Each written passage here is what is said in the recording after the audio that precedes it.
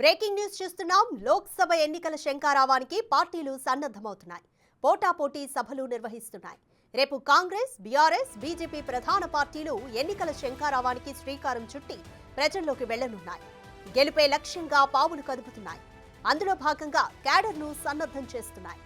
Notification రాగానే party ప్రచారాన్ని హోరెత్తించనున్నాయి. రాష్ట్రంలోని పార్టీలన్నీ పార్లమెంట్ ఎన్నికలకు సిద్ధమవుతున్నాయి. ఇప్పటికే పార్టీ నేతలతో భేటీలు జరుగుతున్నాయి. అధికార కాంగ్రెస్ పార్టీ ప్రభుత్వ అభివృద్ధి కార్యక్రమాల ప్రారంభోత్సవాలు ఒకవైపు, ఎన్నికల్లో ఇచ్చిన 6 గ్యారంటీలోని అంశాలను ఒక్కొక్కటిగా అమల్లోకి తీసుకొస్తున్నారు. అందులో భాగంగా హస్తం నేతలంతా జనాల్లోకి వెళ్తున్నారు.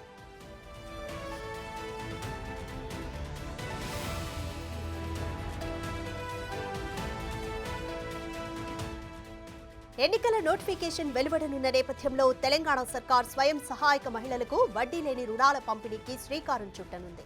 పరేడ్ గ్రౌండ్ వేదికగా రేపు 1,00,000 మంది మహిళలతో భారీ బహిరంగ సభను నిర్వహిస్తున్నారు.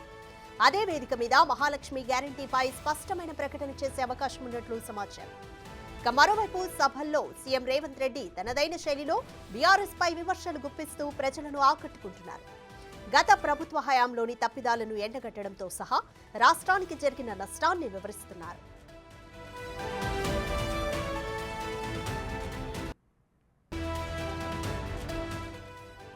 మరోవైపు బీఆర్ఎస్ కరీంనగర్ వేదికగా కథనభేరి పేరుతో భారీ బహిరంగ సభను నిర్వహించనుంది.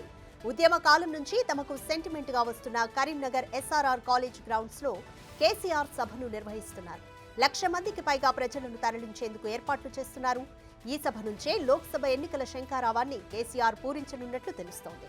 కరీంనగర్ పార్లమెంటు స్థానంలో బీఆర్ఎస్ గెలవబోతుందనే ధీమా వ్యక్తం చేయడం సహా క్యాడర్లోనూ భరోసా నింపనున్నారు. ఈ సభతో ప్రజల్లోకి వెళ్లాలని కేసీఆర్ భావిస్తున్నారు.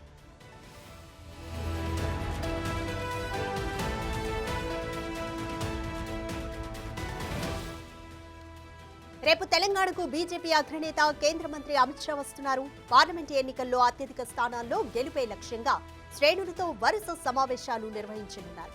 రేపు ఉదయం 11 గంటలకు హైదరాబాద్లో 3 మంది సోషల్ మీడియా వారియర్స్ సమావేశంలో పాల్గొనున్నారు. లోక్సభ ఎన్నికల్లో ఎలా పనిచేయాలి, ఏ అంశాలను ప్రజల్లోకి తీసుకెళ్లాలి, ప్రజలను ఆకర్షించే పోస్టుల అంశంపై అమిత్ షా దిశానిర్దేశం చేయనున్నారు.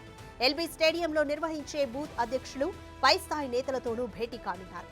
దాదాపు 25,000 మంది హాజరు కానున్నారు. సాయంత్రం సుమారు 17 పార్లమెంట్స్ వర్కింగ్ గ్రూప్స్ మీటింగ్ ను నిర్వహించనున్నారు.